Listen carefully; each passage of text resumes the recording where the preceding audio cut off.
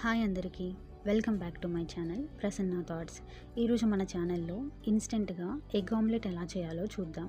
వీడియోలో చూపిస్తున్నట్టు 2 ఎగ్స్ని తీసుకొని అలాగే పచ్చిమిర్చిని ఆనియన్ని ఇలా చిన్న చిన్న పీసెస్గా కట్ చేసుకొని దాంట్లో కొంచెం ఉప్పు అలాగే కొంచెం కారంని యాడ్ చేసుకొని కలుపుకోవాలి. మనం ముందుగా తీసుకున్న ఎగ్స్ని ఇలా పగలగొట్టుకొని దాంట్లో వేసుకోవాలన్నమాట. ఒకదాని తర్వాత ఒకటి వేసుకొని ఇలా కలుపుకోవాలి. తర్వాత ఒక ప్యాన్ పెట్టుకొని ఆయిల్ వేసుకొని మనం ముందుగా రెడీ చేసుకొని పెట్టుకున్న ఈ ఎగ్ మిక్స్ని దాంట్లో వేయాలి. తర్వాత రెండు పక్కల కాలిన తర్వాత మరలా ఒకసారి ఇలా వీడియోలో చూపిస్తున్నట్లు ఫ్లిప్ చేసుకోండి.